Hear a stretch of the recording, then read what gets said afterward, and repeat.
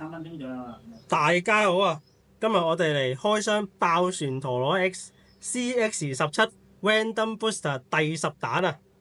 今次抽包陣容係有6隻陀螺啊，分別係呢個武士之人965LO、煉獄惡錘385GU 嘅、暴龍節拍360N、飛鴻加流羅780GU、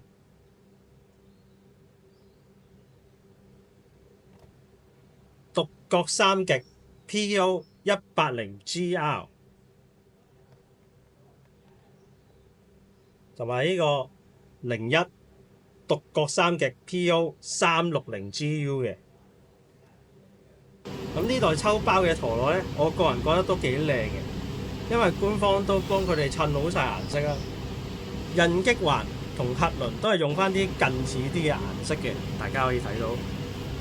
如果中意襯色嘅你哋啊，一定要入手。而當中我覺得最靚嘅，不得不提呢個2號啊，白加粉紅色嘅少女配色啊。作為男仔嘅我睇到都覺得心心眼。咁最近呢1個月呢，都好多新嘅陀螺手入坑喎，所以都多咗啲女性嘅陀螺手加入啦。咁相信呢隻嘅出現啊，係可以令到更加多女陀螺手多一個選擇嘅。仲配置咗呢個180嘅核輪啊，呢個係打無限盤相當實用嘅零件之一啊，可以喺擊飛區域有一定機率復活嘅靚零件嚟嘅。好，咁之後要介紹嘅呢，就我哋嘅重頭戲大獎啦，獨角三極 PO 360GU。好，咁呢個獨角三極呢，係呢個平衡型嘅 CX 擴展陀螺啊。咁佢最特別嘅地方呢，係可以切換攻擊、防禦同埋平衡嘅模式嘅。咁首先講下獨角嘅 P 超越人啦，佢粉紅色嘅塗裝嘅地方自成一角啊，就好似獨角獸嘅角一樣啊。佢偏重心嘅設計呢，可以因應唔同嘅安裝方向去改變陀螺嘅重心。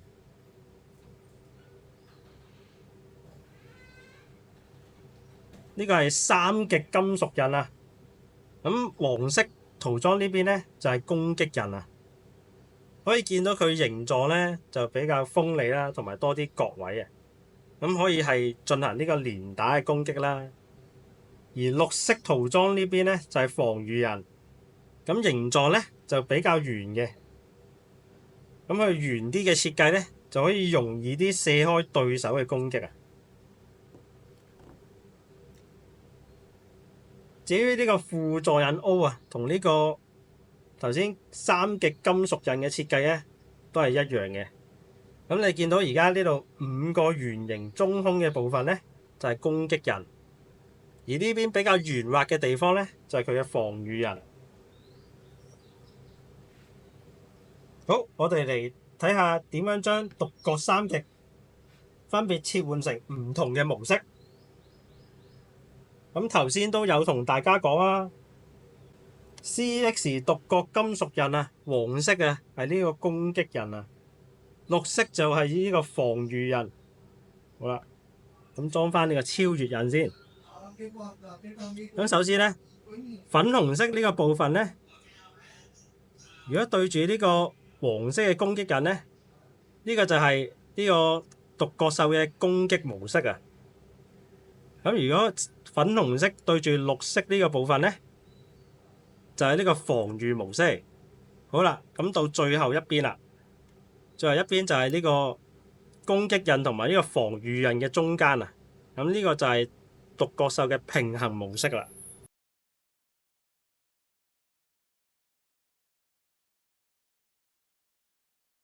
咁啊，核輪呢，就係呢個360嘅核輪啊。咁啊，三枚刃60高度嘅核輪啦，都係大賽常用嘅零件之一嚟嘅。而呢個軸心啊，就係呢個新規部件嘅 GU 啊，佢係 U 底嘅齒輪延伸版啊，更加容易接上加速帶，使出呢個極限衝刺啊！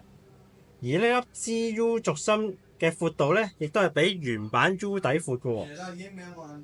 而中間嘅尖腳咧，亦都係比 U 底更加突出嘅。咁而家鏡頭都相當明顯見到係特別突出嘅。咁喺戰鬥盤嘅中心區域啊，可以發揮比以往更加優秀嘅持久能力啦。好啦，講翻隻2號仔啦，呢隻少女配飾版咧，亦都係可以同05嘅360，再加埋呢個06嘅 GU 軸心啊，去組成呢個完整嘅配飾啊！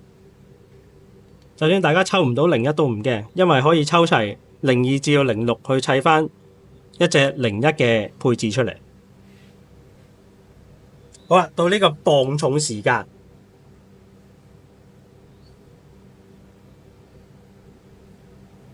首先係呢個獨角獸嘅 chip 啦，係有1.74 gram 嘅。到呢個 T 嘅超越刃啊，係有呢個3.43 gram 嘅。好啦，到呢個3極金屬刃，係有27.8嘅。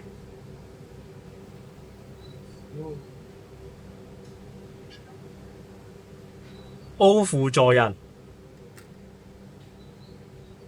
4.52，360核輪6.22 gram， 最後就係呢個 GU 軸心啊，係有2.29 gram 嘅。好，我哋將獨角3極嘅攻擊環組合埋一齊，睇下有幾重啦。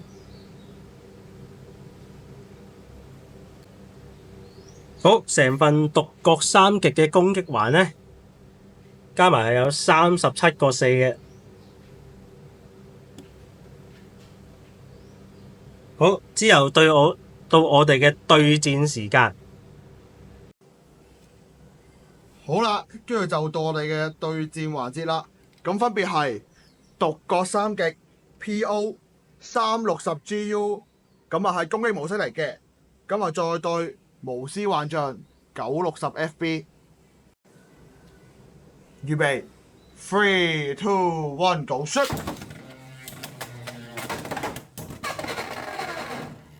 衝擊勝利。咁跟住就係獨角3極 PO 360GU，咁啊防禦模式嚟嘅，就對鳳凰飛翼360R 嘅。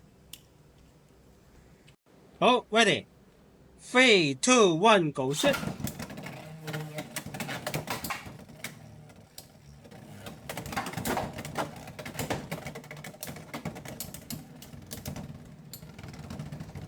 好，係獨角3極嘅防禦模式持久勝利嘅。